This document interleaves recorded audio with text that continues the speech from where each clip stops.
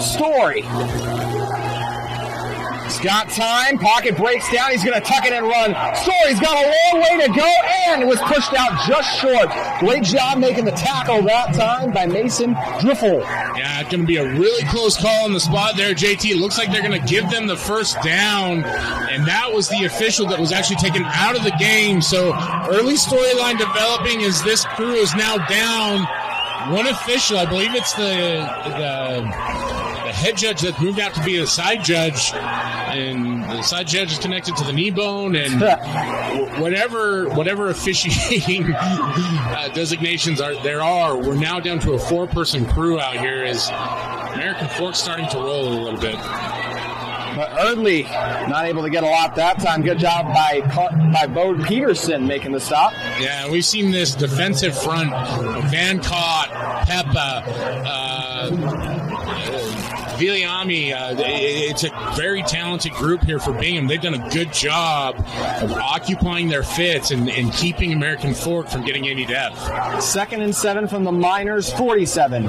Story looks to the sideline. I mentioned all the talented pass catchers this team has. Neither side has really gotten it going offensively. Miners moved it a little bit there, but then stalled in midfield. American Fork trying to avoid doing that here. Erdley gets 4. And 4 hard-fought yards there as he's running right into the teeth of that defense. We're seeing Bingham making the change again.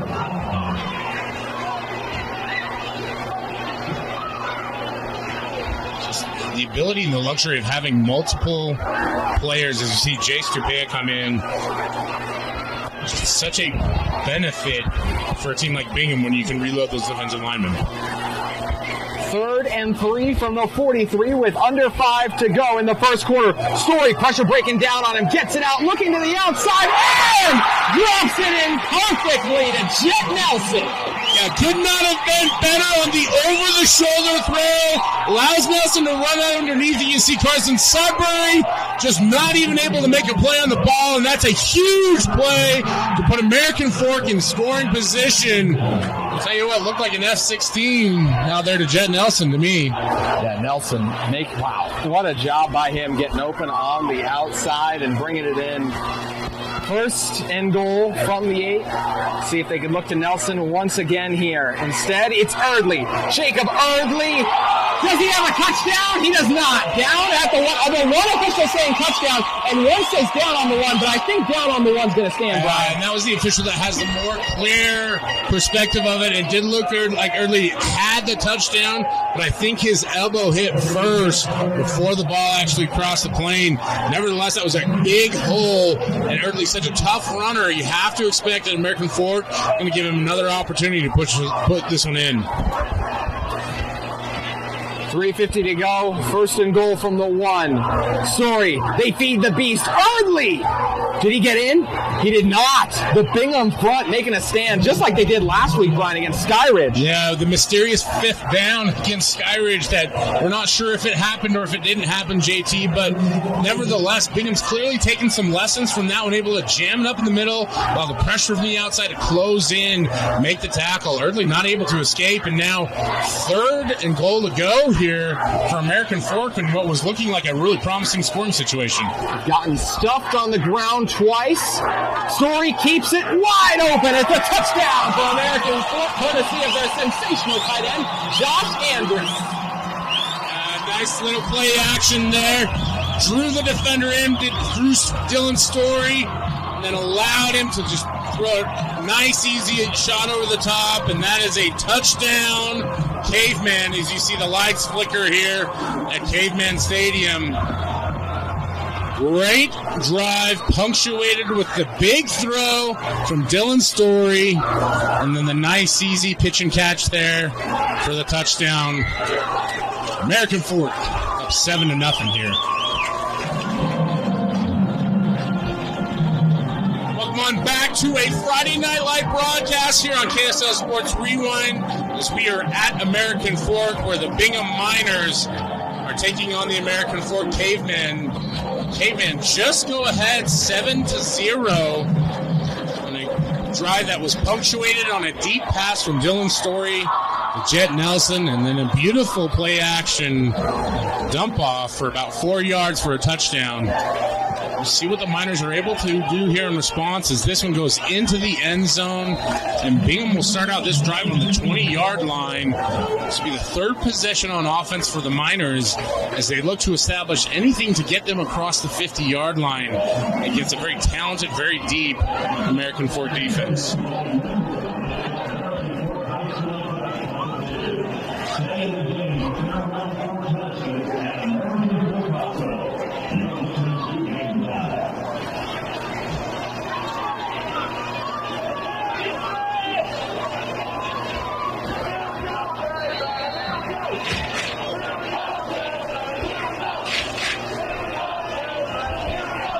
Miners come out with a shotgun formation. Look to give the ball handoff here. It is a big run broken off here by Brimhall as he stretches across the 50-yard line. Is knocked out of bounds at the 31. The American Fork Cavemen, and a great start to the drive here for Bingham. The big gainer for Tristan Brimhall, their leading rusher on the season. Coming into tonight's game, he had 45 carries for 221 yards and a touchdown on the ground. Also 110 receiving yards. But the biggest play of the game for the Miners offense goes to Brimhall. Big momentum shift, Brian. Yeah, it is. And we talked about it right at the very beginning of this drive. Bingham needed to get across the 50-yard line, get some momentum going. This is a team that we've seen in the past that once they get punched in the mouth, JT, they seem to respond positively, and that's a great response. Speaking of responses, how about American Fork's defensive line right there? Exactly, JT, and just a very talented defensive line. When we talk about Waki Fuilangi, one of my favorite players in the state. Does a great job there for the Cavemen. Also, excuse me. Yeah, Fui Longiardi with 3 sacks on the season. How about Blake Jensen as well? He had 2 sacks in the season debut against Roy. It's a ferocious American Fork pass rush, despite the loss of Hunter Clegg, the top pass rusher arguably in the state last year. Yeah, and I think Hunter Clegg allowed a lot of opportunities for some of these younger guys to get playing time while still staying stout and defensively strong. You're seeing this defense is not afraid to mix it up. Dax Watts from his linebacker position, very tough player. We talked a lot about Davis Andrews playing deep safety. You will see him all over the field, but it is a group effort for sure. You mentioned a lot of talent for American Fork defensively, to your point, Brian, and they have just been so strong to start the season, as we mentioned. I mean, you get wins against West and Orem, and now a chance to get a win against Bingham. I mean, of course, Corner Canyon and Skyridge, but American Fork establishing themselves as a true contender and now trying to establish a third down stop. It'll be 3rd and 10 from the 32. Kaili gets bumped, and they did it quickly, but it doesn't matter. Settler stood up on 3rd down for a gain of nothing. Yeah, just a great job there by this defensive front. You're seeing fired up defensive line there. Waki Fuilangi able to get in there. A few others. And that's a big stop for American Fork on 3rd down. And Bingham here in that kind of no man's land between the 30 and the 40-yard line. Probably too long for a field goal. Looking to really try and generate another spark if you can here. Going to go for it on 4th down. Play clock under 10. Kaili under center. Drops back. They try to set up the screen. Nothing there. American Fork with a stop and turnover on down. Yeah, just a great job.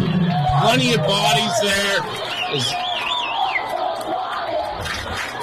nothing doing with this American Fork defense. And you see, led by all the stars that we've talked about all game, JT. They've done a great job when it comes down to needing to get a stop, getting a stop, getting the offense back out on the field. It's an American Fork team that on the season has allowed they've scored 161 and just allowed 62 points, already with a touchdown tonight, too. We'll give it to Erdley here. Jacob Erdley with a tough run on first down up the middle. Yeah, and that's the benefit of this offense is that when you stay with the run game, you know Erdley is eventually going to start breaking off those big chunk yards. This is a big, strong American Fork offensive line. I mentioned Josh Andrus earlier. He does a great job of setting the edge. He's a big, strong tight end prospect. They do a really good job working together and getting movement. Just under 20 seconds left in the first quarter here as Erdley gets it again and dragged down. How about the Miners defensive line flying in to make the stop? Yeah, speaking of movement on that one, Jay Stupea into the backfield early. Looks like Peppa back there as well. Just a slew of Bingham Miners. There's a welcoming committee to Jacob Erdley. I don't think he felt very welcome. 3rd and 4 will start us off in the second quarter, as that will do it for the first. 7-0. The Cavemen lead it on KSL Sports Rewind. One of our officials still being tended to on KSL Sports Rewind here is getting checked out by the Cavemen medical staff as American Fork readies for 3rd down. They got 4 to go coming off a touchdown. We'll see if they can keep this drive alive. Story keeps. And Andrus dragged down. Strong tackle made in space that time by Tyson McBride. Yeah, great job by McBride, who I believe is an underclassman, of sticking with his keys, seeing the action in front of him, and going for the leg, getting the head to the outside, making sure he held on. Andrus, big, strong tight end, not able to break the form tackle, and that's going to allow Bingham to get the ball back. Huge stop, huge opportunity for this Miner offense now to try and get something else going.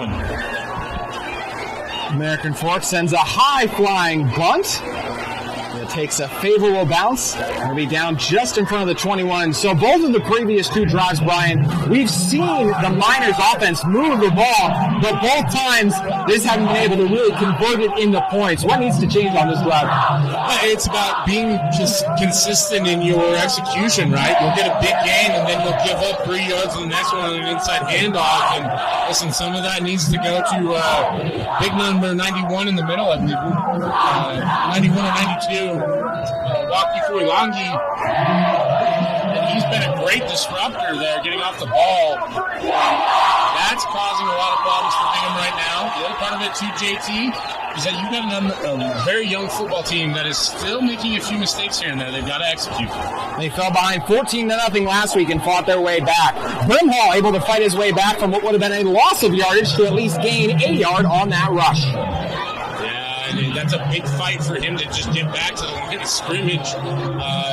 Part of the gamut that you run when you run this offense with all the misdirection is that you allow lots of gaps for defenders to shoot through. We've talked about Dax Watts, Tyson Agate is number 9 there, one of our favorite players from week 1 against Roy. Good to see him healthy and playing well. He's another one that can really be disruptive as those guys are big, strong, and shoot well through those gaps.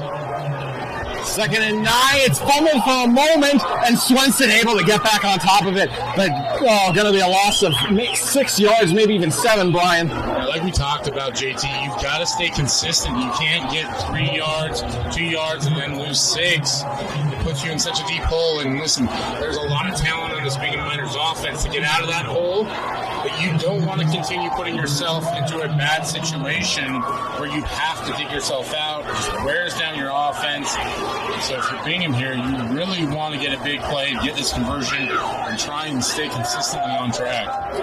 This is a Bingham team that has beat themselves at multiple points throughout the season. Their first loss to Lone Peak, 27-7 to open the season. A lot of turnovers in that one. In fact, on the season, they've been outscored 133-75. They're trying to get some momentum going, and in order to do that, they're going to burn a timeout. It'll be 3rd and 16 when we come back on KSL Sports Rewind.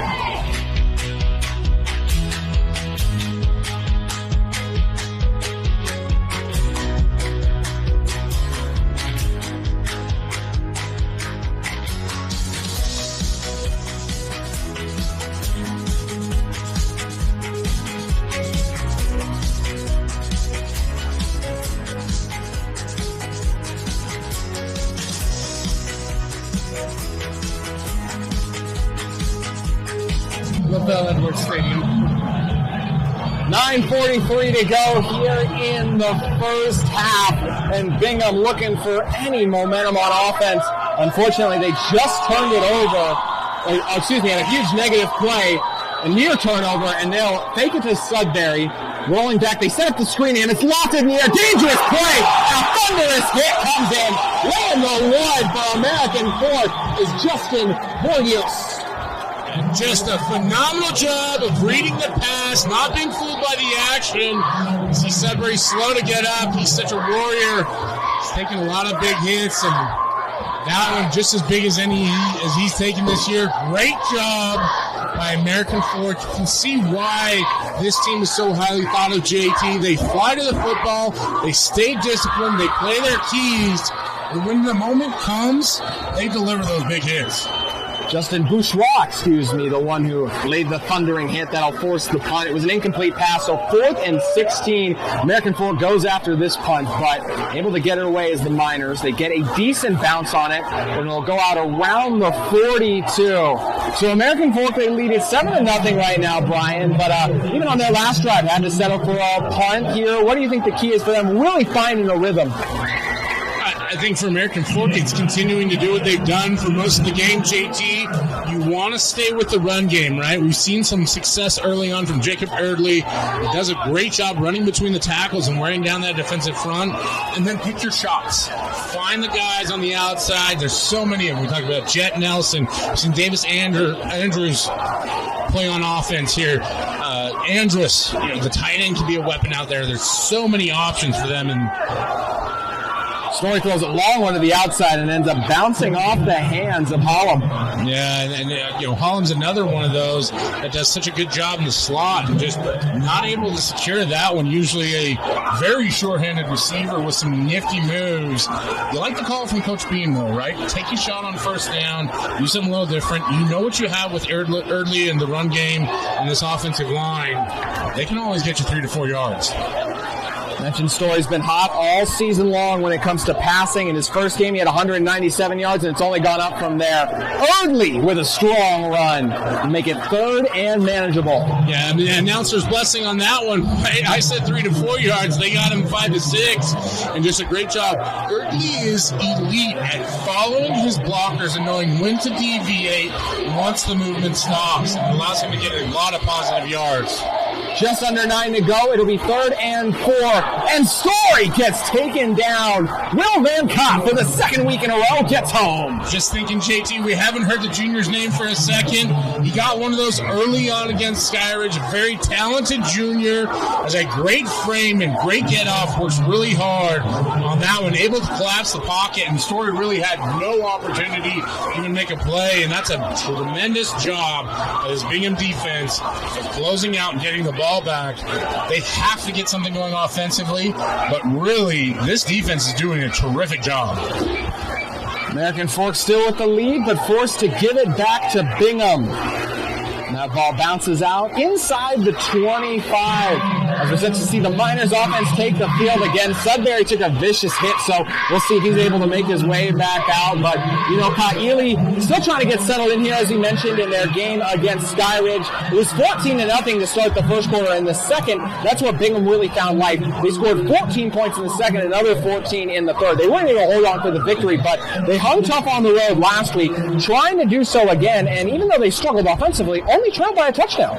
Yeah, and this is a very similar challenge, very experienced, very talented defense. I think, based on what we've seen so far, this American Fork defense has done a better job even than maybe Skyridge did last week. But as you see, a huge hit there by...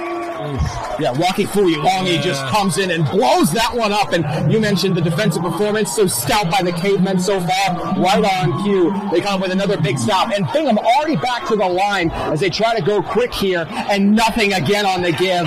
American Fork setting the tone up front. Yeah, like the call from Coach Fernandez is you want to get some up-tempo action going, and really towards the end of that play, it looks like, I believe that was it Brimhall or was it Swenson? Yeah. Hard to say. Sometimes these numbers get wrinkled up, but able to get a little bit more yardage than maybe previously thought as you see some substitutions here for American Fork. You see that Takao coming off the field, and Orion and Foy Longy have done a great job of blocking up that middle.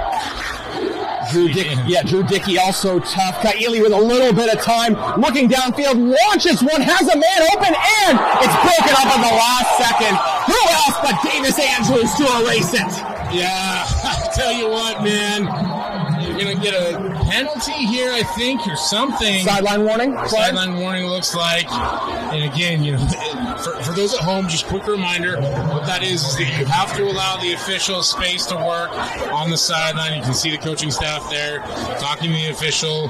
Whatever it was, if there's any kind of interference or interruption, that's going to be an automatic sideline warning. And I understand that coaches have to get the attention of their players. Officials also have to be able to operate in that space. It's a delicate balance, JT. It is a tough balance, and Bingham forced to punt it away once again. Another one that looked like it had a chance at being blocked. Wilkinson gets it off the bounce, and it'll be dragged down right in front of the A of American Fork, and there's a flag there. We'll get to that in a moment, but once again, Brian, how about the play by Davis Andrews to break up what would have been a 30-plus yard gain for Bingham? There's no delicate balance with that one, right? It's Davis Andrews. He's such an elite playmaker, able to close on the ball. He has that explosion, but it's also the instincts. It's the frame. It's all of it, right? And you see there, Kaili thinks he has something big. Andrews able to close the gap, dislodge the ball, and that is just such a weapon to have in those moments where you have an eraser, in essence, where if somebody else makes a mistake, Davis Andrews can be the one to make it non-existent even. Yeah, there was a personal foul at time. I believe it was targeting against the Miners, so a really tough blow as what would have been a drive setting up around the 49-yard line of the Miners now gets pushed all the way up to the 34 as American Fork with their best starting field position today by a mile. And it should really help this American Fork offense to at least get in the scoring position here. Story looking to take a shot right away, takes a second, and Andrews unable to come up with it, but would have only been a gain of a yard even if he did, Brian. Yeah, and that's a tough one for Andrews. A big target out there in the flat, trying to get to the ball, and Story's being rushed, so he's not able to really throw it well off platform. And I know we see a lot of the Patrick Mahomes highlights where he's throwing from odd angles and from all different locations, and sometimes it looks like he's throwing off his hip or a butt cheek or whatever. That's not what you have to do if you're at the high school level, right? You want to be on platform, you want to follow through as much as you can and deliver so that you can put that ball in a space where your receiver can go get it. I bet Mahomes wishes he had this American Fork supporting cast with the way his receivers performed last night. And we have a whistle coming in. I believe we'll see a timeout by American Fork. The Cavemen take one. We will as well. With 7 minutes to go, it's a 7-0 advantage for American Fork over Bingham.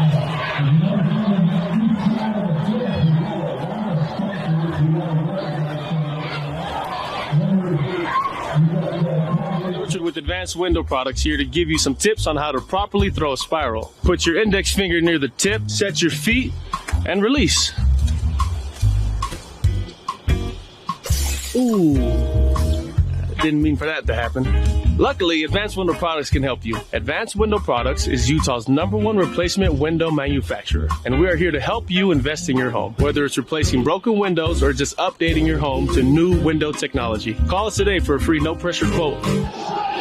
American Fork looking to score for the second time tonight. It'll be 2nd down and 10 coming off the incomplete pass. Cavemen took a timeout, and now we'll see what their offense can do. At the bottom of your screen, you're going to see Davis Andrews and Jet Nelson. A potent combination. We'll see if Story looks to them here. Winding up, lofting in the air. Nelson makes the grab. Touchdown, Cavemen! Well, you wouldn't expect the Cavemen to fly like that, but Jet Nelson, he's got that extra gear. Different story. What a way to write an ending for that play. And it is catered for the Cavemen here as the lights are flashing in American Fork. What a play. What a conversion. This American Fork team just finds ways to get the job done when it matters the most. Nelson has had the two biggest aerial plays of the game so far, and that one is the second touchdown for Dylan Story and the Cavemen. 14-0, American Fork with an amazing first half performance ensuing on KSL Sports Rewind. Have been sharp and now lead it 14-0, scoring a touchdown in the first and second quarter. And now set to boom to kick off away is Lewis Titch. Miners could really use a big return. They had a punt return for a touchdown against Modern Day. They'll try to settle for a big kickoff return here. As Swenson, the man who had that big punt return touchdown, trying to turn the corner, and he's able to, but then engulfed that time by Caleb Peterson. And Peterson does a great job of catching Swenson off a pirouette, trying to avoid the tackle there. And if it doesn't work out for this football thing, I think Caleb Swenson might have a future Valley West. He's a former tumbler. I can tumble? Appreciate. I did. Yeah. Really? Used to be a very talented tumbler when I was 7. At 8 years old, football rolled around, and that was that. Yeah. This drive for the Miners will start on the 21. Kaili comes in. They nearly had a big play, but it was broken up at the last second by Andrews. He'll drop back here. Pressure in his face right away. The Cavemen defensive front breaking in with pressure almost instantly. Brimhall caught it, but then coughed it up. Who's got it? Oh, it's the Cavemen! American Fork making plays! Just a huge turnaround. I'm giggling over here as Orion Taufau took a little tumble there in celebration. The big man's been working hard to put that pressure on Kaili. He has to roll out to find Brimhall. Brimhall fighting for every extra yard. That American Fork defense doing what they do best. Flying to the football, holds them up to get the strip. And that is a massive, massive turnover for the Cavemen. And listen, Bingham is in uncharted waters here. They're facing a 14-0 deficit, and American Fork is threatening. Erdley tries to bounce it to the outside, gets stood up for a moment by Latu, and he'll gain 3 on the carry. And Latu doing a nice job there at run support. Able to initiate the hit there on Erdley, but he is such a tough runner, JT. Able to absorb the contact. He's got great balance as well. Just spins it in the inside and turns it into a positive gain of almost 4 yards. And listen, like for a play that we thought was dead almost, it's a great game. Offensive coordinator Mitch Hunsaker has really found his rhythm, it feels like now, after the big Story to Jet Nelson connection. This one going to the outside and bringing it in is Dean, and Dean dives for the first down. Yeah, great play design on that one as you see the play action. Allows a wide open place for Dean to catch the pass. Multiple routes in the area, multi-level concept. Nice call there from Coach Beam and his staff. American Fork now with 1st and 10 from inside the 20. Top of your screen is Nelson. Bottom is Andrews, with Andrus just lined up off tackle. Story gives to Erdley. Erdley wrestled down. The Miners making another play up front. That time it was Peppa bringing down the back. And that Miners defensive front has been out there a lot tonight, but they're still doing a very good job. You see Andrus able to fold inside as a pulling blocker on that one. Nice little concept that you see a lot at the college level. Just another showcase of his abilities from the big tight end, but Bingham able to stay stout, only allows 2 yards on the game. Under 5 to go now in our first half. It'll be 2nd and 9. And they go right back to Erdley.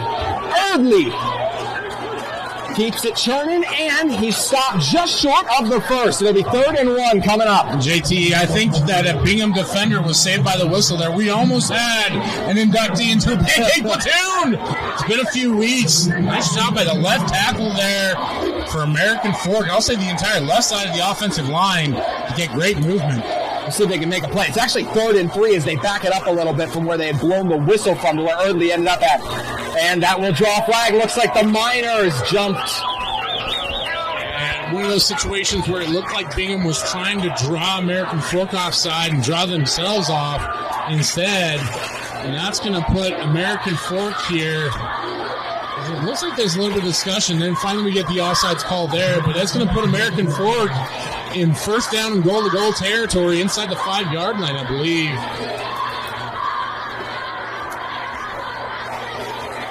That'll be a first down coming up here, and a great opportunity now for the Cavemen to punch it in. We'll see if they give it to Erdley, who's been so physical all drive long. One of the top backs in the state without a touchdown yet, but that could change on first down with 4 to go. Instead, they look up top. Total miscommunication as Nelson and Story unable to be on the same page there. It's just that there was such a short distance for both to travel that Dylan Story wanted to put a little bit more yardage on that one. I'm not sure where the miscommunication was, JT, like you mentioned. We saw last time around, the handoff to Erdley. Bingham was able to stay strong, but they've been out on the field defensively for a long time in this first half. I have to wonder if you see a handoff here. 2nd and 4 off the miscue. It's exactly where they go. Erdley with the walk-in touchdown. American Fork leads it by 20. Never want to be late when it's Jacob Erdley running the ball. One of my favorite running backs in this state. He has himself a scepter, but no need to be angry on that one as he can waltz in the end zone. And these American Fork Cavemen showing off the dance moves tonight, JT. The lights are on, and they are pirouetting their way into the end zone, about to go up 21-0. And they'll do just that. Cavemen rolling at home on KSL Sports Rewind. Welcome back into a KSL Sports Rewind broadcast of the Bingham Miners at the American Fork Cavemen. Brought to you by Heidemann & Associates. Heidemann & Associates is a flat-rate law firm that is completely focused on you. Get a free consultation by calling 801-472-7742. Or go to utah.law to find the office nearest you. We're also brought to you by Igloo Outfitters, the coziest wearable sleeping bag, as you cover during those chilly days and nights. Worry no more about the weather and watch your favorite team in comfort with Igloo Outfitters. Go to igloooutfitters.com and enter Rewind for $20 off. Never miss the moments. And also, make sure you never miss those moments with a new set of windows from Advanced Windows. Fall window sale, get $2,000 off, 10 windows or more, 60 months, 0% interest financing available, limited time only. Call 801-850-9100 and tell them that the Rewind team sent you. Shout out to Nate Orchard and the crew there. Advanced Windows, a new sponsor here on the Rewind Sports Network. And you know what's not new? What's not new? That's you, JT. Yeah. So great to have you on the broadcast. Welcome back, partner. Yes. Bingham, it'll be on the 20 now, 1st and 10. Kaili, all day to throw, rolls out to the right. Caveman bearing down on him. Sudbury tried to make the sideline grab, unable to. The American Fork Cavemen, even when they're unable to get pressure that time, relentless in their pursuits. And they've been able to play it safe, if you will, because they've done such a good job of being in pursuit all game long. And you see the two big guys in the middle, Orion and Waukee, doing such a good job of really attacking that interior three for Bingham that caused so many disruptions and handoffs. You've seen that the only result that Bingham's had is to be able to roll Kaili out, and there's only so much field that you can work with, and the angles get so much more difficult when you have to roll to a sideline. You see Sudbury just ran out of room there. American Fork's offense has been ferocious, as is their defense. And there, Sudbury makes the grab right along the first down marker. I think they'll set up, they will move the chains. So that time, the Miners able to make something happen, and not surprising that it comes from their top playmaker in Carson Sudbury. Yeah, good to see Sudbury back out there. He took a big hit earlier in the game, but even better for Bingham to see them hit something on a quick action, JT. Bailey able to stand back there, delivers a great ball. Sudbury takes the slant for first down, and now they finally have some breathing room. But bigger than that American Fork defense has been out there a lot. They cause a lot of big plays. Bingham has to get some momentum going here. I look for them to continue to try and hit on some of those opportunities to get their playmakers the ball in space. Brimhall makes a big cut, and he's got the biggest run of the day as he gets the first down and then a little extra. Miners rolling. Well, that was all Brimhall on the effort there at the end. He had 7 or 8 yards just from movement up front of the offensive line, and then he just gutted and gritted his way to an extra 10 yards. It's always a good day when you can get an explosive play in the run game, and Bingham now has something going where they're at their own 46-yard line looking to cross the 50. They need to get points, JT, be it a field goal or a touchdown. They need to grab some momentum back from this game. Under 3 to play. Kaili, they send the corner blitz, and making the play on that corner blitz is Justin Bourgeois. Yeah, Bourgeois done great tonight. You can see him fired up, talking himself up. He's out there saying, hey, congratulations. I did well. Thank you very much. I'm sure he's got a lot better swag than I do, but that's this American Fork defense, JT. They're so well coached and disciplined, and you can see that we talk about Davis Andrews, and number 20 out there has done a phenomenal job tonight. Yeah. Big hit on Sudbury, tackle for loss there. There's just so many good players on this defense. You have to wonder if maybe this is the year that American Fork breaks through. Could very well be. Sudbury can't bring that one in, and to your point, American Fork defensively only allowed 62 points on the season overall. Last week in their trip out to Rigby, Idaho, they held Rigby, Idaho to just 7 points, and you got to give a lot of that credit, not just to the players, but defensive coordinator Chris Bussing as well. Yeah, and listen, American Fork has always been a defensive-first team in a lot of respects from the last few years, with Hunter Clegg being phenomenal prospect to come back from an LDS mission in a year and a half and head up to the University of Utah. They've got another great playmaker in Davis Andrews, but it's not just Andrews. It's Dax Watts, it's Dickey, it's Tyson Egan. It's all these players that do a great job. 3rd and 11, Kaili feeling the pressure, rolls out to the right, looks one man to beat, and he's taken down. Cavemen are going to bring up 4th down with that strong stop, that time by Segura in space. Yeah, great job by Segura to make the tackle there in space, like you said, JT. There's going to be a timeout now for the American Fork Cavemen as Bingham will have an opportunity to think through whether they want to kick this one away or go for it on 4th and long. Yeah, I believe American Fork is going to get it to start the second half as well. So, difficult proposition here through the Miners. We'll see what Eric Jones, head coach for Bingham, and of course offensive coordinator Fred Fernandez opt to do in this position. 154 and at least one timeout. I believe they're just down to one, Brian. It's still a lot of time for this explosive American Fork offense to operate. So, I got to imagine they'll still try and be aggressive potentially. Yeah, this is a great opportunity to try and be aggressive as well. Bingham looks like they've had a little bit of the life sucked out of them with the last few bad breaks. And, as you mentioned bad breaks, we've also lost an official point in this game. He was down on the sideline with ice around his ankle. So a lot of occurrences, and the team that's been able to navigate all the rough waters has been American Fork so far. Why not take another shot and really try and push this one out of reach? Bingham decides to punt it here. And American Fork will send back Davis Andrews.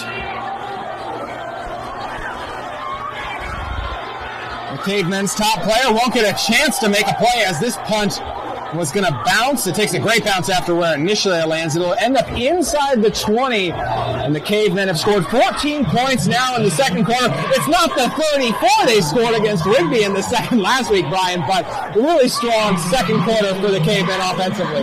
Yeah, and it's been American Fork capitalizing and causing a lot of mistakes on the part of this Bingham Miner team. And you have to believe that right now, Dylan Story, Jet Nelson, Andrus, they're going to be looking to feast one more time. Story already with 2 touchdowns through the air, drops back here, but we got flags. It's been a little bit since we've had an interruption, so we have to get one out of the way. Yeah, crew's been done a good job overall, but well, a false start here. But talking about Dylan Story again, as we saw last year, he just didn't really look comfortable against the Miners last year, and American Fork would actually lose that game 28-10. Just a totally different team in season so far for the Cavemen playing out, and now not just one of the top teams in 6A, but the state, Brian. We had the luxury of seeing him in the first game of the season at Roy on the road. Same situation, right? A little bit nervous early on, but as he started to settle in, he just has so many options, and when he's on his game, they really can make big things happen, JT. On that one, just a little bit high out there for the intended target is... Davis Andrews couldn't bring it in that time. I don't think that Thurl Bailey could have brought that one. No, I don't. Walker Kessler, yeah, good point. I'm not sure if Story was just trying to get a little too much underneath the ball or what, but as we said, when he can really get settled in and throw downfield and hit his targets, he's been very effective. 2nd and 15, and I think we'll have another false start. American Fork getting sped up now as the offense has really started to slow down. Also, we just saw a plane fly over, so if Jet Nelson has a catch this next play, that's an omen, Brian. Yeah, well, maybe it's a lost member of his squadron. Yeah. JT, as you're seeing that the rest of the American Fork team trying to keep up with Jet, getting off a little bit early there, but these are two very uncharacteristic mistakes. Looking a little sloppy. That's not what you want to see if you're Coach Beam. And American Fork turns to the ground here, and it'll be a nice run on 2nd and long, and Bingham will send in some defensive linemen now, and an opportunity for the Miners actually to potentially get the ball back, depending on where this punt ends up at, because this is going to be 3rd and, we'll call it 3rd and 15, Brian. Yeah, and that's a good job by that Bingham Miner defensive front to not be fooled on the handoff. See what American Fork comes up with here on 3rd and long. I'm very curious. Just over a minute to go in the first quarter. American Fork taking their time. They don't need to snap it right away. Trying to let that clock run. We mentioned it. They're going to get the ball to start the second half, and they currently have a 21-point lead. Play clock down to 5. Story fakes the give to the outside, low throw, and it was incomplete. It bounced off the ground before it was into the hands of Nelson. And because it was incomplete, stops the clock. And that was why I was curious, JT, is you've got a couple different options there. You can either go for it and try and get the conversion, or you can hand the ball off and maybe catch that defense sleep and get some yardage. You get neither now. You stop the clock, allow Bingham to, I believe, save the timeout. I didn't know. It looks like maybe the Miners don't have any left. Scoreboards at the high school level are not exactly the most informative. I was trying to read it earlier. Yeah, to our audience at home. So if you're looking at the scorebook wondering why we don't have that updated, that's why. High sailing punt, and I'm calling for the fair catch. Potentially, he was still tackled. I'm not sure 100% if he did, but either way, this drive will start at the 40, and with 41 seconds left, there's time for Bingham to do here as they catch a break. There is, and I think that was part of the reason why Dottie decided to field that one. Never really saw a clear indicator that he was going to make a fair catch. I think what it was is we've seen two very high punts with the angle. I will give American Fork credit.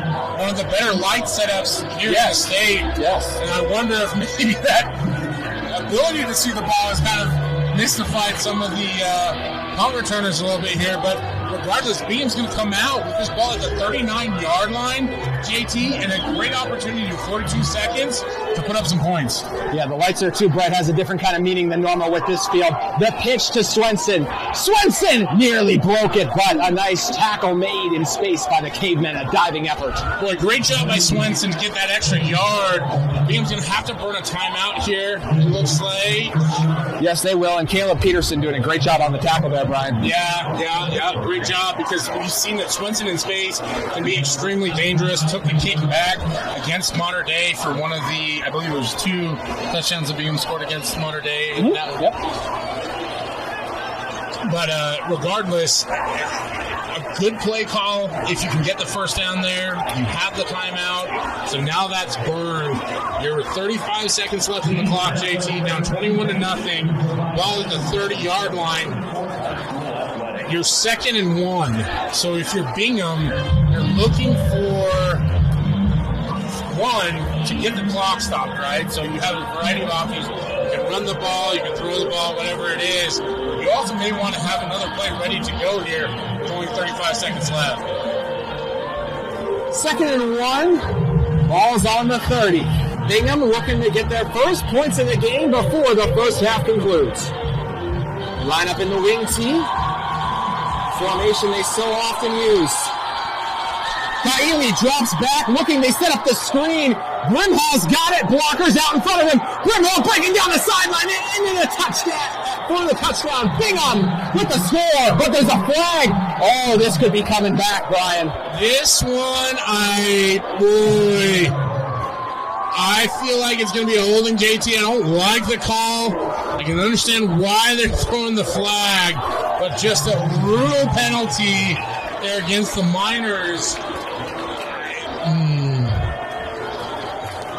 You can call a hold on every play, and I'll just You leave could. it at that. That's absolutely true. I'm actually more surprised that play only took 4 seconds to run somehow, because we stopped the clock at 30, and there's only 4 seconds that ran off the clock. So really unfortunate play for Bingham. Obviously, it takes away a touchdown, but they still have at least 6 seconds left to work with. And if that would have gone on as, like we said, we kind of expected, they might have been left with nothing. So still a slim chance here. And you kind of think back to the missed opportunities, that one there, and then Iono was going to have a huge catch at around the 50-yard line until Davis Andrews knocked it away. That was back when the game was just 7-0 too. So could be a totally different game if those 2 plays in particular go Bingham's way. But we'll set back up and do it again, as Bingham is set up for the first down on the 24 now, coming off the penalty from where it occurred at down the field. Kaili in the gun. Blitz comes. He steps up in the pocket. Looking. Ball is knocked out! But I believe he got back on top of it. American Fork making more plays behind the line of scrimmage. Yeah, and the bigger problem here with that one, Kaili takes a sack when he really can. His wide receivers are well downfield. We're going to have a hard time getting this one off. Instead, they'll just kill it. So we're going to have third down coming up here. It'll be 3rd and 14. Looks like it's 4-down play calling for Bingham as they decide to employ it there. But Blake Jensen breaking in and forcing the fumble. Great job by Jensen there. You got an offensive player that's just gotten hit with a penalty. So what do? Go right back and attack him. Kaili gets a sack where he really can't afford a sack in that position. And listen, that's part of being a young player, but also there's a lot. We always put so much on the quarterback's plate. There's not a lot you can do when the pocket collapses from your backside like that. For Bingham here, take one more shot, try to get a touchdown. Kaili steps up again. The throw is brought in by Dottie, and he's got the first down. So the clock is over. The clock's going to stop. It ran down to 0. I think there's going to be time for Bingham to potentially run a play. American Fork is running off the field, but there should be time for at least one more play potentially. I don't know, Brian. I thought there was at least. I think he's saying 1 second right now. I'm not sure. Yeah, and this is going to be interesting. They're bringing him back out. They are. I appreciate the energy from American Fork to try and sell the fact that there was 0 time left. Had a little bit of we'll say a creative clock operation here in the last minute or so. I think the bigger thing was you see Doty slow to get up in that one. There should be a little bit of time left here for Bingham, and now, boy, American Fork is going to scramble to try and get everything organized, and I think they're going to have to take a timeout. Yeah, I know American Fork's a little frustrated right now, but in some ways they only have themselves to blame for they're running everyone off the field when they did. They're going to put a second on the clock, so as soon as that whistle blows, it's going to start. They got to get this ball snapped. Clock's going to run out, and it did run out. So all of that for nothing as Kaili took a second after the whistle was blown. A tough break for Bingham that time, and that will do it for the first half as American Fork gets another break to end it. Tough blow that time for Bingham, 21-0. And just one that's so difficult there. I think Coach Beam wants an explanation on why they had the extra play. After the tackle was made, there was a second left on the clock. I saw the same thing as the officials. I thought the right decision was made, but because it's a first down, the clock starts as soon as the chains are reset. Now, that took a little longer because we had Cavemen running off the field and an injury and all this other stuff, but even the injury didn't matter as much because American Fork wasn't there, but they blew the whistle, and Kaili just not ready to snap it. Thus, the clock winds down. Tough blow for Bingham. And I think that last play is a microcosm of what the game has been, right? American Fork has been there trying to hang in the fight, and Bingham has found ways to make mistakes at critical moments that have cost them big opportunities. And really what it's allowed is it's allowed more American Fork to capitalize on it.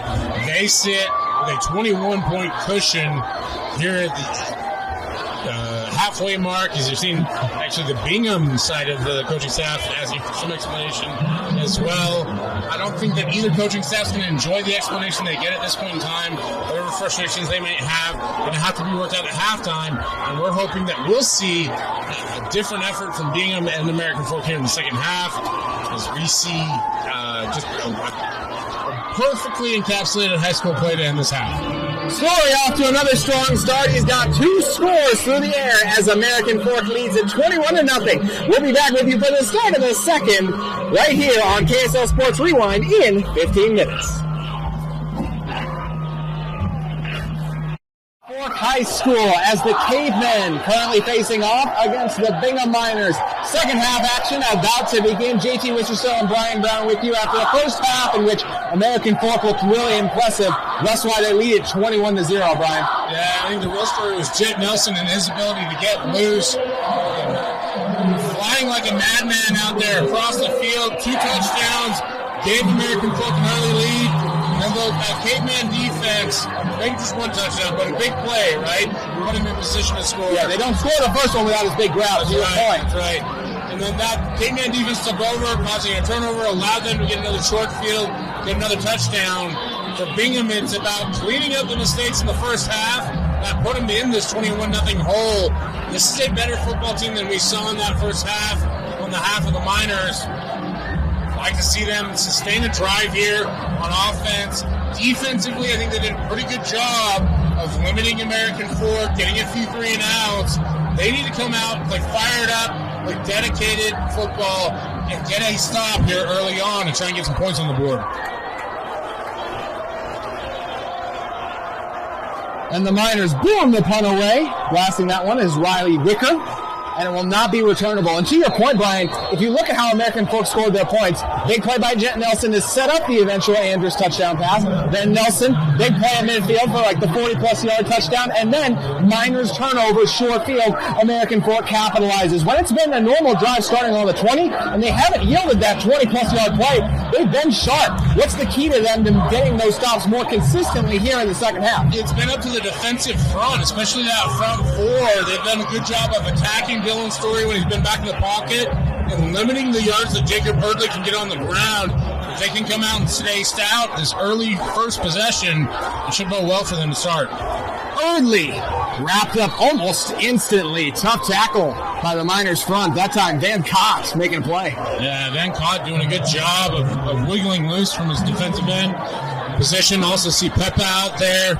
And they just have a lot of big bodies, able to be very stout and tough in the run fit. Allows them to limit Erdley, who we've seen him before, JT. He's not afraid to average over 10 yards a carry.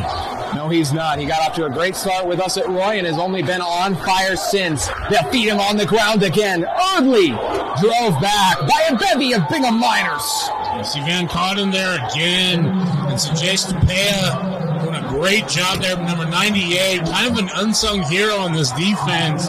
He is a tough, tenacious football player. Love what you see from him. Bingham coming out with some fire, and that puts American Fork in 3rd and 7. Cavemen have the work cut out for them. We got a whistle coming in. I am not sure. I don't know if they want to adjust where the ball was placed or... Yeah, they'll reset the play clock as well. So 10:58 to go in our third quarter. And mention those bright lights at American Fork. We'll see how the Cavemen operate on 3rd and 7. Story, 3 receivers to his left. Snap was on the ground, but he gets it out to a wide open Davis Andrews for the easy conversion. Boy, just too much space there on the part of Bingham's defense to allow Andrews to get loose, make a big catch downfield. Bingham trying to bring pressure, brought Peppa actually from the outside. A little bit different for him. Such a thick body, used to seeing him on the inside, and just not able to get enough pressure on Story to disrupt the throw there. So 1st and 10 now from the 38. They go back to Erdley. And Erdley taken down low. The Miners front with another strong response on 1st down. Coming in to make a play that time was Bowen Kirby. Yeah, nice job by Kirby sliding in there from, I believe, linebacker position. And again, great job by that defensive front to fit the run gap. Extend the play out, force Erdley to make a decision. He's so much better when he can get behind his blockers, make a cut, and go. Bingham now looking good here on 2nd and long. 4-man front again. Story dropping back, surveying the field, pressure in his face, gets it away, and oh, what a tough grab made by Josh Andrus to move the sticks. Incredible catch, Josh Andrus. Story takes a huge hit right to the midsection, not able to fully deliver the throw, but Andrus, the massive tight end target, able to get the football, move the chains. Great play there by number 8. Talk about trusting your players to go out and make plays. My goodness. Andrus makes a huge one there. 9:12 to go. On the 46 now of the Miners. Eardley gets another first down carry, and it's his best of the drive.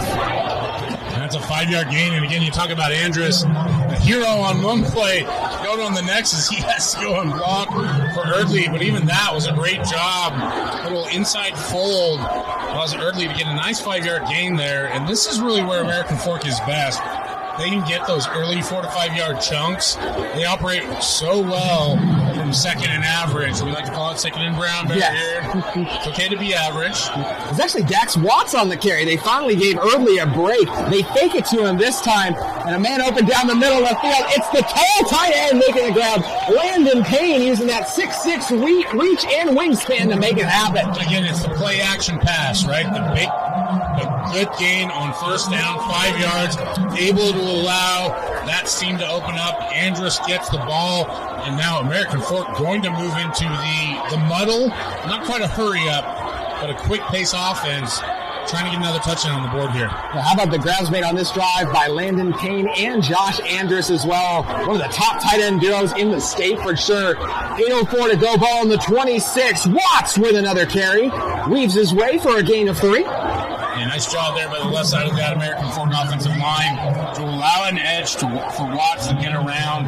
Not able to break it as Bingham's doing a very good job maintaining run gaps.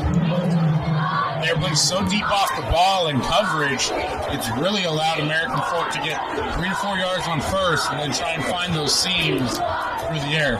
Cavemen with their first real methodical drive of the game so far. We've seen an opportunity here to make it a 28-0 advantage.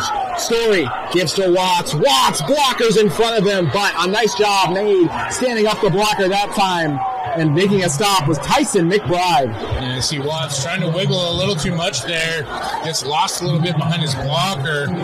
Has to cut it outside. Looked like there was a seam to the inside. You can see that American Fork still moving the football, right? Getting a lot of push. This Bingham defense fought really hard for those first couple of plays in the drive, and now 10, 12 plays out there. They're starting to get a little winded. 3rd and 2. 2 backs flanking them. They fake it to Watts. Taking an end zone shot, and it'll fall incomplete. The Miners secondary holds strong on the outside. Wonder if maybe the wind got a hold of that ball a little bit. Has picked up. There's a bit of a breeze. You can see the flags down near the field kind of swirling and swirling as the breeze is kind of shifted back and forth. Story not able to get a good clean look at that one. But nevertheless, here on 4th down, Yep, Fork's going to go for it. Yeah, big opportunity here from Bingham to swing the momentum back into their fortune. 4th and 2 from the 18. Story looks downfield. Andrews with the grab. Shaking tackles. Fighting his way. Tackled inside the 5. You love the extra work to try and get the yak. Jukes the defender, cuts the inside, gets a few extra yards, but the bigger deal, JT, the huge conversion on 4th down. That is a big pass play. Andrus right now is finding all the cushion in this Bingham defense. Made the first 3rd down catch of the drive, makes the first 4th down catch of the drive to keep it alive now. 1st down from the 3. Watts. And just short. Miners with a strong stand on the goal line. You can see the difference in the style of backs there as Eardley comes back in. Watts able to move around a little shift here.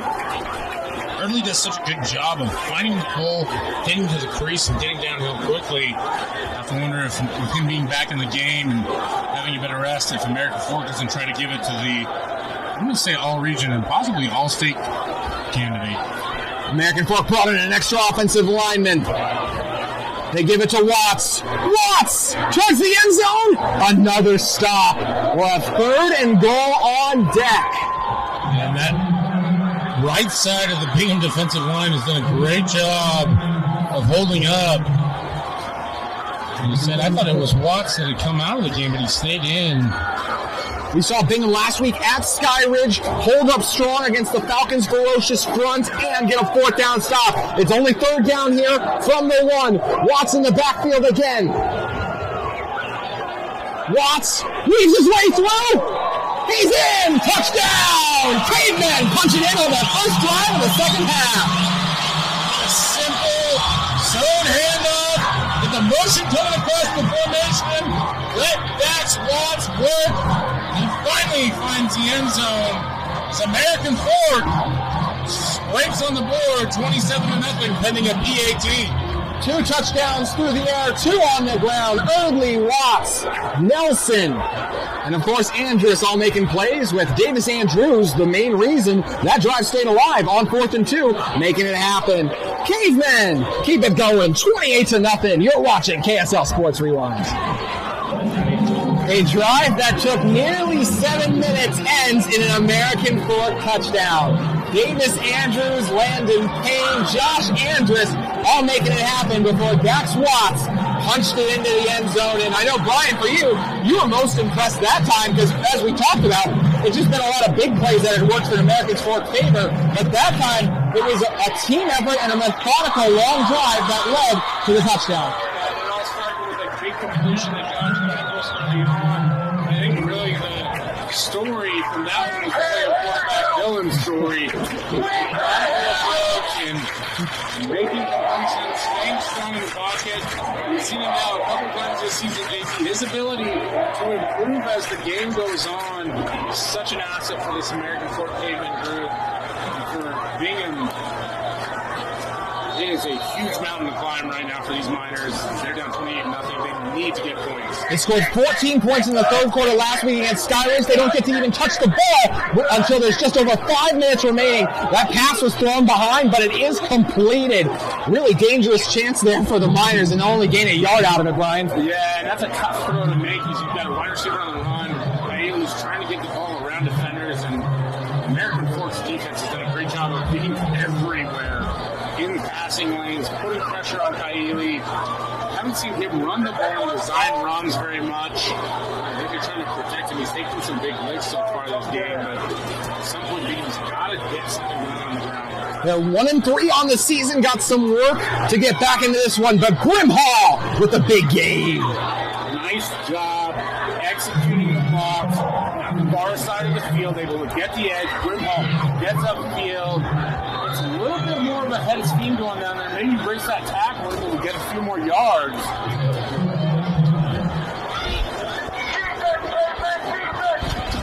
Yeah, and to your point with this Bingham offense as well, in the end of the first half, they almost had a touchdown. It was taken off the board because of a holding penalty. A really tough break for them there. It'll be 1st and 10. They'll go back to Brimhall. Brimhall able to bounce it to the outside. Oh, he's not! What a tackle made in space. Who else? Davis Andrews. Yeah, and that's why it's just so hard to do anything against this American Fork defense. You get so many guys taking care of it, then you got to deal with probably the best player on the defense in Davis Andrews, and see why he's so highly coveted by Utah, BYU, and Notre Dame.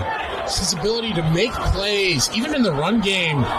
It's a big, big stop for American Fork. Has a lot of momentum. Just those instinctive athletes are so valuable. Probably would have been back-to-back first down for Brimhall, if not for that tackle by Andrews. 2nd and 10. Kaili fakes it to Brimhall this time, rolling out. They try to set up the screen, but instead they'll look downfield and slightly overthrowing. I don't know, that time was Kaili. Yeah, you had him out there in the flat. It's kind of a tough angle to make that throw. You see the ball sails on him just a little bit. The other thing, he is throwing in for the breeze, JT, and it's not a strong breeze yet, but it has picked up. And for quarterbacks, if you watch Hard Knocks at all, they use everything to try and figure out weather patterns, whether it's grass or licking the fingers, whatever it is. And the slightest adjustment can really mess up those throws. We'll see what Fred Fernandez draws up to try and figure out how to get a first down for his team right here. 3:13 to go in the third quarter, and it's 3rd and 10, and we had a false start that time. So make it 3rd and 15. Talked about it a lot in the first half. Self-inflicted errors for Bingham, and you're in a situation right now, 3rd and 10. 5 yards doesn't kill you, but it just makes it that much harder for the Miners. It's been so difficult to develop any kind of rhythm, having to really sustain a drive, and after being on the field for 7 minutes on defense, they really need to give their defense a chance to catch a breath, but also get some points on the board. He just can't afford those kinds of mistakes. 28-0, 3rd and 15. Miners doing everything in their power to try and stay on the field and thus stay in this game. Kaili rolls to the right, has protection, it breaks down, the throw to the sideline. It is incomplete. Good eye by you, Brian. I thought that he might have made the sideline grab, would have been short of the sticks anyways, but might have made for an interesting 4th down, but because it was incomplete, no choice but to punt. Yeah, and you see the Bingham coaching staff out there asking for a flag on the hit outside the pocket, but again, outside the pocket, Kaili on the run. He is a live runner in that instance, even though he's throwing the ball. And just for every inch that the Bingham Miners get, it seems like the cavemen take a mile. Easy for me to say. Wicker launches one. Wilkinson makes the grab. Multiple Miners in front of him, and they'll tackle him down just inside the 39. We'll get to see Dylan Story again, who's just been sensational this season. In his first game, 197 passing yards. Second game, 271. The third game, 316, and I mentioned it, 631 yards passing and 3 touchdowns last week. This is a much different quarterback than the Bingham Miners faced a year ago, Brian. It is, and he's matured a lot and grown throughout the course of the season, but also in the course of the game. We've just seen him take hits and deliver good balls. There's always a few that you'd love to have back, but really he's been as effective as a quarterback as I've seen in terms of just managing an offense and getting the ball to his talent. Story with time, looking deep, just overthrows his intended target. And didn't really have anything there, so a nice job, again, by Dylan Story, throwing the ball to where only his receiver could get it. And remind you that Heidemann & Associates is a flat-rate law firm that is completely focused on you. Get a free consultation by calling 801-472-7742 or go to utah.law to find the office near you. 2nd and 10 from the 39. Story flanked by Erdley in the backfield. They'll give it to their potent back. And once again, the Miners' run defense steps up and limits Erdley to gain of only a couple yards. Yeah, and that's really been the story of this game, is that Bingham's been able to make stops early on. Getting a smile from my partner here as I'm actually not making a pun for one. You can't use Story when you're not talking about Dylan Story anymore. I know, we can't talk about airplanes when it's not Jet Nelson. But really, they've been able to hold him in check early on. It's just that American Fork keeps getting those big conversions. We'll try to get one here on 3rd and 8. Story surveys the field and gets buried. Bingham blasts him, breaking through and making the stop. That time was Ty. Nice shot by Ty there, and that's where the story will end on this drive, JT. This Bingham stands tall. I have to say it, JT. I think the Bingham Miner defense has played really tough. I feel like they have to. You know, it just they keep having self-inflicted wounds on offense. He's not able to get over the hump, and big credit to this caveman defense. They're able to do that. They got the turnover. That led to the 21-0 lead at halftime. And obviously, American Fork comes out with the best drive of the game after halftime. Let's see if Bingham can do something here. Yeah, they'll try to on the punt, and just no Miners, only cavemen everywhere that time, and they make the stop on the play there. And to your point about Bingham's defensive play tonight, this is an American Fork offense that the only time they didn't score over 25 points was against Orem. Outside of that, 40 Burger against Roy, 40 against West, 50 against Rigby. So to hold this offense under 28, and honestly, based on Bingham's performance, they've held them more so to 21 since it was a short field on the one American Fork drive. They've done their part in a lot of ways, but unfortunately, Bingham offensively just not able to mount that momentum. But another opportunity, fresh off the 3 and out. And listen, you know that the Bingham Miners are out there. It's been all adults on the opposite side of the field for that American Fork Caveman defense.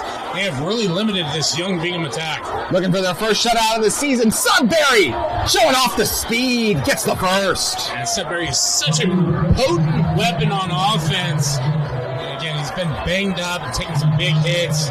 It's a big first down conversion for him, and anytime you can get him going sideways against the defense, it usually leads to good things. And that one leads to a first down conversion. We'll see if Bingham can generate some momentum off of that. We saw a healthy Carson Sudbury last week and were reminded how dangerous he was on the ground. 15 carries for 36 yards and 2 touchdowns.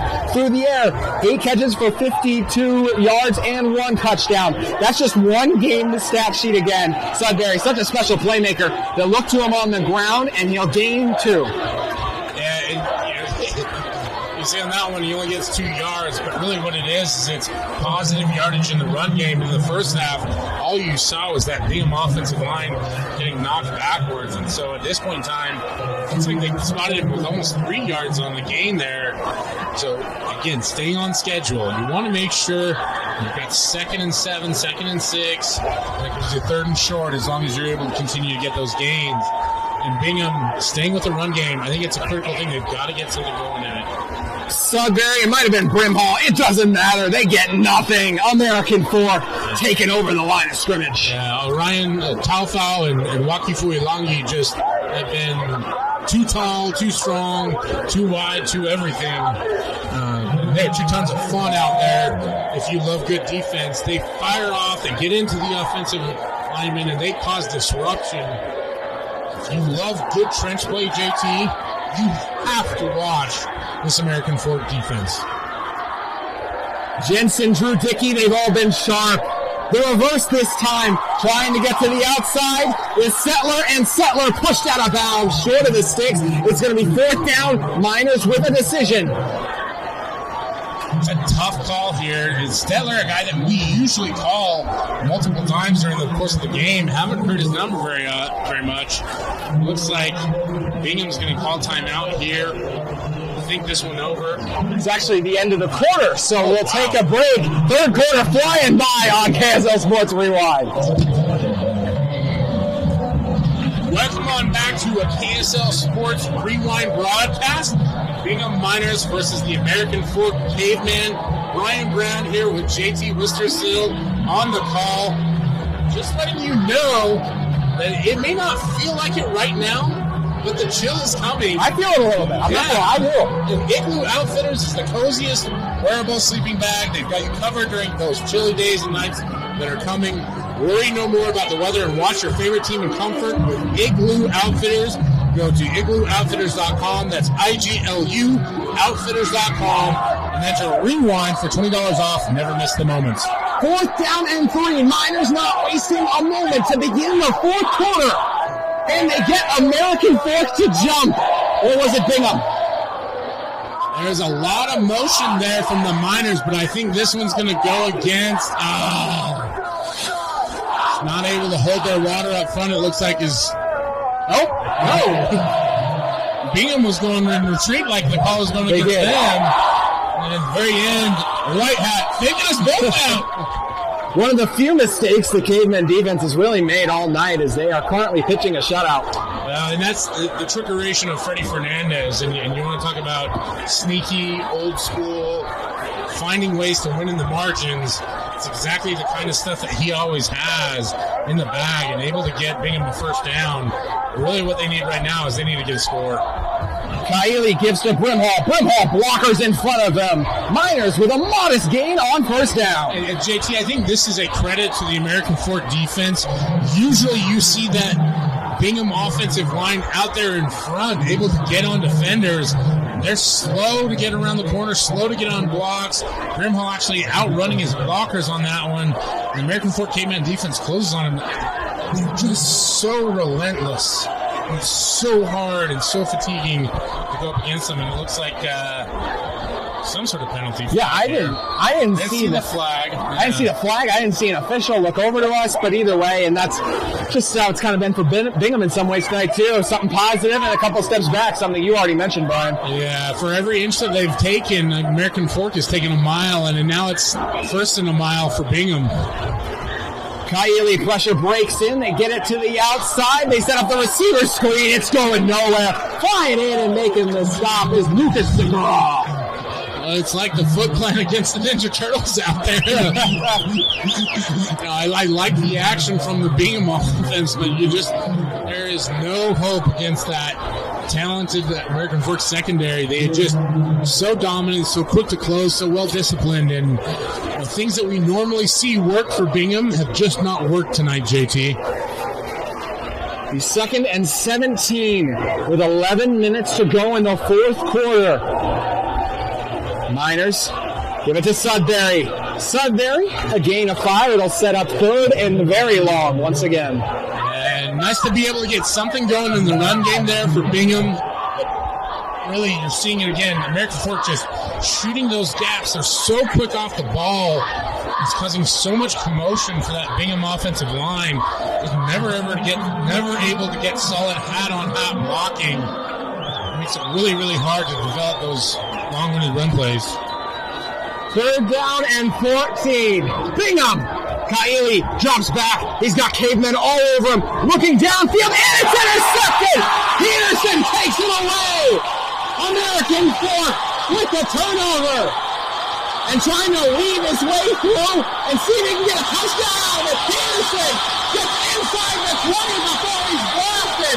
American Fork with another amazing defensive stand. They can do this all day, and we see a flag come in. I believe it'll go against Bingham. Kaili ends up taking him down, but takes a shot in the process. And American Fork inside the red zone. What a play. What a great job by that American Fork secondary. Anderson stepping for the pass. Cut back across the brain. Cut back again. One more time. Gets upfield. Finally gets taken down. He may have covered 80 yards in that one.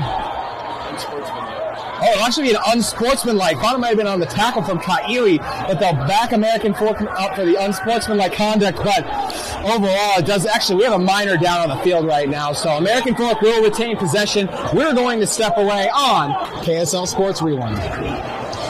Welcome back to Bingham at American Fork here on KSL Sports Rewind.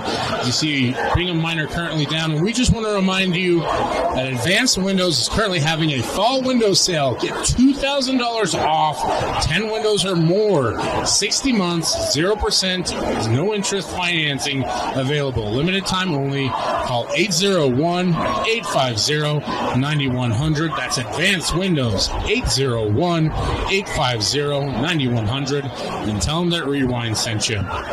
Meantime, if you have problems in the legal area, give Heidemann & Associates a call. They are a flat-rate law firm that is completely focused on you. You can get a free consultation by calling 801-472-7742 or go to utah.law to find the office nearest you. And a reminder that you may not feel it just now, but the chill is in the air. Igloo Outfitters is the coziest wearable sleeping bag. They have you covered during those chilly days and night. Worry no more about the weather and watch your favorite team in comfort with Igloo Outfitters. Go to iglooOutfitters.com. That's IGLU Outfitters.com and enter Rewind for $20 off and never miss the moments. We'll be back after this injury timeout here on KSL Sports.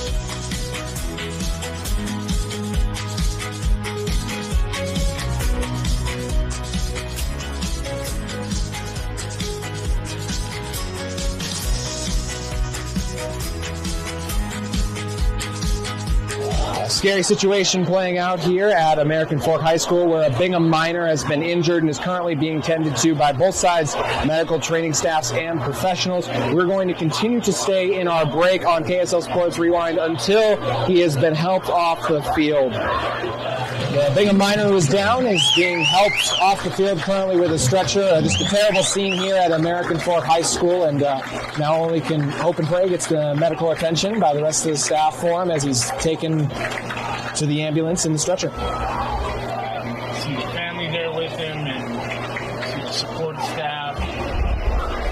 Family there. He's escorted off the field. See both Bingham Miner and American Fork support staff. And like you said, JT, we send our thoughts and prayers to the family. Hope everything is okay. Oftentimes these situations are precautionary. We have no information up here in the booth, but all we can do is send out our thoughts and prayers and just be very extremely grateful for men and women who work, those support staffs, the training staffs, and especially the emergency crews that are here to make sure that players stay as healthy as possible. And those situations, it's always so stressful to watch when you're up here and you feel so helpless. It's also hard for the players down there. We'll see they're going to fight through it and turn to action here and do the same in the fourth quarter. We were unable to get the number as well of the miner who was injured on the play, so we do apologize. And like we said, our thoughts and prayers with his family and him as he is tended to. Story in the offense back on the field. They hand it off to Erdley, and Erdley with a gain of 7 on first down. If you're American Fork, you're coming off of that big interception, right? You said the game covered a lot of ground, didn't really get vertically as much, and then had the unsportsmanlike conduct penalty. I believe it was a celebration penalty over there after the play, and so now you're trying to get back on page, right? Trying to get back on track, get one more touchdown, and really cushion that lead. If you're Bingham, it's all about getting that ball back as quickly as possible. Erdley with another carry on the ground and wrestled to the ground instantly. Strong play by the Miners' interior defensive line, and another stop that time made by Peppa. And Peppa and Tupea there and Van Cott. This defensive line's done a really good job for the most part of keeping a very potent ground attack in check here for American Fork, as you see they're starting to settle back into it, and situations like that can just be so emotionally draining, JT, and kind of wonder what's the best way to really get back to it. And you hear players talk all the time about a player getting injured and they just keep practice going, and sometimes it's the best way is to just stop thinking and get back to playing. 3rd and 6, and American Fork will be stopped short of the first down. It'll be about 2 yards short that time, as making the grab before being taken down that time was actually a little difficult to see the jersey numbers we got out there now. I believe it was Wilkinson. Hard to see on that one. And American Fork tonight in their, I don't know if it's a celebratory black jersey. Dean on the stop. Yeah. Well, on the catch. But American Fork's going to bring out the field goal unit here, as they're going to try and attempt a field goal kick, and it doesn't look like the right personnel is out there, so they're going to call a timeout here. And we, JT, we are here to tell you about Heidemann and Associates, the law firm, sponsors Rewind Sports Network. They are a flat rate law firm that is completely focused on you. Get a free consultation by calling 801-472-7742 or go to utah.law to find an office near you. Also here to remind you that Igloo Outfitters is the coziest, wearable sleeping bag. They have you covered during those chilly days and nights. Worry no more about the weather and watch your favorite team in comfort with Igloo Outfitters. Go to igloooutfitters.com and enter promo code REWIND for $20 off. Never miss the moments. That's IGLUoutfitters.com. Advanced Windows, fall window sale, $2,000 off, 10 windows or more, 60 months, 0%, interest-free, financing available, limited time only, 801-850-9100. A 41-yard field goal on deck here for American Fork. They lead it 28-0, and the long kick bounces off the upright. It's no good. Bingham takes over. Well, it's a good thing that wasn't an advanced window, because you probably needed to call advanced window to have it replaced again. As American Fork bounces that one off the uprights, and sometimes when you're a team like American Fork, those interruptions can disrupt your rhythm, get out of sync. You've got a big lead at this point in time, and for the Miners, that's a big swing of momentum, at least as big as they've had this half, right, JT? That early drive for American Fork took almost 8 minutes off the clock. It's a long, sustained drive. We didn't see the turnover there early in the fourth quarter. They just haven't been out on the field very much. So we'll see what this Bingham Miner offense is able to do. New quarterback in for the Miners is going to be number 45. I do not have a 45 on my roster, and Once again, we do not know the number of the Miner who was hurt, so we do not want to speculate on the injury. But either way, the give that time really goes nowhere. And Brian, when looking ahead at Bingham's schedule the rest of the season with only 8 minutes to go and down 28-0, it's going to be a tough one for them to come back from. But look at their upcoming schedule. At Copper Hills, at Harriman, they get Riverton at home, then they have to travel to Corner Canyon before they host Mountain Ridge. It's a tough Region 2 slate on deck for them. Well, and it was always going to be a tough schedule for them once they got to region, but on top of that, they've had an incredibly difficult out-of-region schedule. And, you miss you start out the season opener on the road at Lone Peak. It's a very good Lone Peak team. And injuries start to pile up here for Bingham. We don't, again, not going to speculate on anything. Tyeli is no longer in the game for whatever reason. We weren't able to get a number on the injured Miner that was taken off the field earlier, but also lost Salazar at quarterback earlier in the season. And so now you're on your third string quarterback, and it is really up to everybody else on this offense to step up and do their jobs. And listen, everything is still in front of them in terms of RPI, competing for a region championship. And so this is an opportunity where they really need to dig deep and get better. Brimhall able to find a crease and crossing the 45-50. Brimhall showing off the burners. Shoved out of bounds just inside the 25. Like I said, JT, you have to do it as a team. Brimhall putting the team on his back. It explodes around the outside and goes deep downfield. Gets into American Fork Cavemen territory before he's knocked out of bounds. I'll tell you what, he was one defender away from a beautiful day. The only thing that might have stopped him would have been the state line. Brimhall with the big gainer gives the Miners some life offensively. This will be 1st and 10 now from the 25.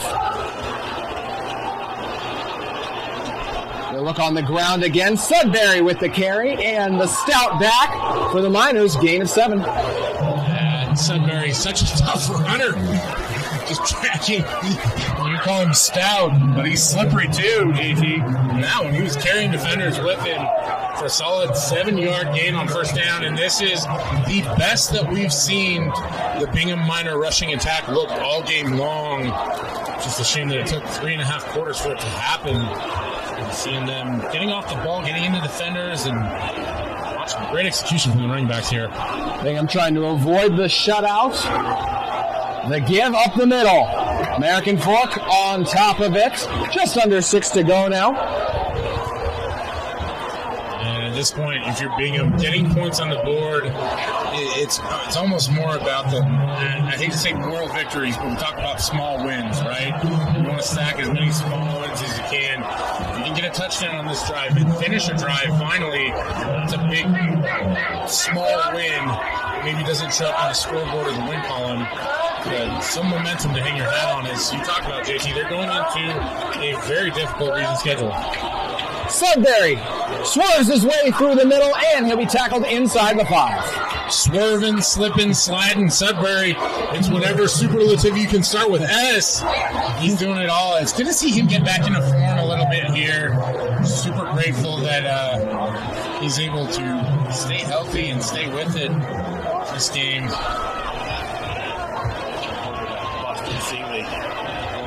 Boston Sealy is the quarterback in for the Miners. Thank you to the Bingham coaching staff for the assist on that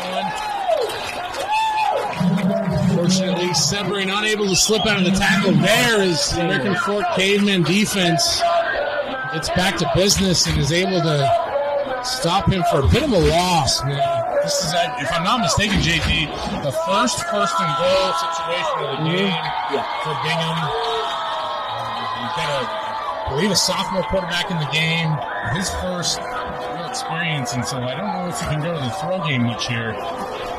Another give to Sudbury. Sudbury shakes one tackle, but can't shake the next. He'll be 3rd and about 5 until the end zone. And a nice job there by Sudbury to make a few defenders miss. And a few additional yards. Again, there's only so many things you can do in this tight space in the running game. You can't stretch the field a ton, but you're trying to get offensive linemen out there and moving. And let's see what Coach Fernandez dials up here on third down. Again, we haven't seen Seeley throw the ball yet. He has led him all the way down the field in large part for Brimhall, breaking that big run early on. Miners, third down from the 7. And they give it to Settler. Settler trying to Swenson. But eventually stopped. Couldn't even get back to the line of the game, but we got a flag on the play. Yeah, we do. And it's right in the spot where you have to think it's going to be a personal foul against the American Fork. And that is a huge penalty for the Miners. I don't know if that's an automatic first down or not. I believe it is in a hold-to-go situation. But regardless, this will give the Miners another opportunity. If it does give them a fresh set of downs, boy, that is a tough penalty there. I didn't exactly see what it was. I initially thought the flag was for holding, but this will give the Miners, so it won't be a fresh set of downs, but it will be 3rd and goal to go from about the 3-yard line. Boston Singley was in the game at quarterback. They now opt for the Wildcat look. Sudbury in the gun. Bodies to the right side of the field. Sudbury trying to get the edge, looking to turn the corner, and taken down. Zane Edwards on the stop. Edwards doing a nice job of just stringing it out, grabbing Sudbury and bringing him down from the backside. And then seeing what Bingham is just trying to do anything they can. It's just such a tough matchup. When you don't have a quarterback who's throwing a lot of passes, it puts you into a very limited play call sheet. We'll see what the Miners do here on 4th down. Under 3 to play. American Fork hoping for a shutout. Miners take a timeout. And we'll step away one last time as well with under 3 to go on KSL Sports Rewind. American Fork so stout defensively all night long. And an opportunity here to claim their first shutout of the season. They currently lead it 28-0 with just under 3 minutes remaining in our game. Brian, what has impressed you the most about American Fork's defense tonight? I laugh because how do you pick one thing, JT? But really what it's been is how disciplined they play, how assignment sound they are, and the way that they fly to the football. I think, if anything, I've been mostly impressed by this defensive line, though, and a great opportunity here to preserve the 0 on the scoreboard. Bingham pitches it. It bounces for a moment. That's a live ball, but it doesn't matter. Oh, somehow they got it away at the last second, even with a caveman all over them. An American Fork with a resounding defensive stand and performance all game long. Yeah, it looked like that was one of them that Coach Fernandez may have drawn in the dirt, right? A little pitch out, trying to find a seam in the defense to throw the ball, and just the lack of reps with Singley and the rest of the team not able to complete the pitch. And I don't know if you can hear it in the background, the "I believe that we will win" chant from the American Fork student section. They've been wild all night long, JT. Yeah, it's Barbie night for them, and American Fork has been sharp inside their dream house all night long. Yeah, they had bent enough, yeah. If you will, JT. And I tell you what, they're about to post a shutout victory here. Early with the carry, and he'll have enough for a first down. Might be his biggest of the game. But Brian, I want to talk to you about something quickly before we exit the air. We have a brief stoppage of play. I'm not entirely sure why at the moment. Maybe just to reset the chains. Actually, we have another Miner down the field. This one looks like a cramp. I'm going to speculate on a cramp. It's a cramp. Anytime you got a buddy there helping you stretch it out, either you're hot yoga or you got a cramp. And based on the temperature, it's not a Bikram situation out there on the field. But, JT, we always like to break down the game afterwards, and at this point I think we've got some time. You've seen a few teams both in your work for Preps Red Zone and also for KSL Sports. Where do you see this American Fork team fit sitting in terms of not only the state championship race, but just all the teams across the state. You and I must have worked together a lot, because I was actually gearing up to ask you the same thing. And there are a lot of current contenders, I think we would both agree, in the 6A classification, because there are 7 teams, I believe, that are undefeated in the 6A classification right now. Not surprisingly, most of them come from Region 3. But I believe American Fork belongs in the thick of it. And I just don't mean amongst everyone, but I think when you talk to casual high school football fans, they will tell you it's Corner Canyon or Skyridge. I believe, having watched this team play twice and looking at the full just display we've seen from all the teams through 5 weeks now, I believe American Fork belongs in the conversation with those potent 2 other programs. I would have to agree with you, and I think really the most impressive part about it was the defensive performance tonight, right? This is a Bingham Miner offense that gave Skyridge, who a lot of people think is one of the better defenses in the state, all they can handle. Scored 28 on them last week. Yeah, and you know, what was really a close affair right up until the very end, and American Fork posting the shutout tonight is so impressive. And we talked about self-inflicted mistakes on the part of the Miners, and a lot of it has to do, as you see, only not done yet. Another first down as the Miners can't stop him. We said it once before, but he is the king of the gridiron. Bring him the finest meats and cheeses in all the land. Early with another angry run there, and I'm smiling because he early on became one of my favorite running backs in the state. And Dax Simcoe with phenomenal performance last night against Roy. Valetti Springville has more touchdowns than I've ever even thought about scoring in my life. So there are a lot of candidates out there, and you see what this American Fork Caveman team is able to do, both on the ground and in the air, and the evolution of Dylan's story really has been incredibly impressive to me. And we saw him as a junior, and his growth from that point to now, phenomenal. Against this team. Yeah. And also, I think a lot of credit, Brian, has to go to Coach Beam as well, right? This is a quick turnaround. Yes, last year, American Fork still very good, but a really disappointing postseason exit and just performance against Farmington in their final game of the season. And now, here they are looking like one of the contenders as they're about to take a knee, I believe. And sometimes there is a little bit of the Ewing theory that comes into play with high school teams when you have such a elite performer like Hunter Clay, right? But what he allows you to do is develop all the other players underneath. And you're seeing Max Watts, Dylan Story, Davis Andrews getting all that time and all that run. We've seen them bring the experience to the field this year.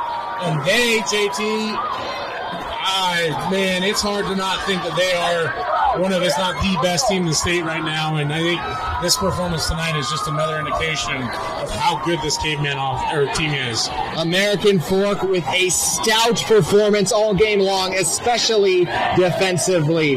Fui Longy up front, Andrews on both sides of the ball making the plays that he always does. Segar with some huge stops. Jet Nelson, Andress, all the guys, all contributing in what is a 28-0 American Fork win as they are now 5-0 on the season. Your final thoughts? Well, JT, I was about to put the finger back at you and ask you for an MVP. I know who I would probably choose, but I'm curious to hear your thoughts. Ooh, this is such a team performance. It's like earlier when I asked you to narrow it down to one thing. I think I'm going to go Davis Andrews, though, still. I just think both sides of the ball, Segar is where he Fui Longy. I could give it to so many guys, but Andrews had the final touchdown, set them up for it. He didn't score it, Watts did, but saved a bunch of other big plays with huge stops in space. I would go with Davis Andrews. For me, it's another chapter in the evolution of Dylan's story as he had a great game. Clean sheet, no turnovers. That's something you always love to see if you're a coach. But also you mentioned he did it handing the ball off and throwing the ball. So, a complete team performance for American Fork and a really impressive win for the Cavemen as they enter the region play. As for the Bingham Miners, we mentioned last week, you and I said it. It's the best 1-3 team I've ever seen. I probably could say the same thing now that they're 1-4. And I think there's a lot of reason for optimism as to why they can still have a lot of success in Region 2. I agree, and this is a minor team that needs to keep their heads up.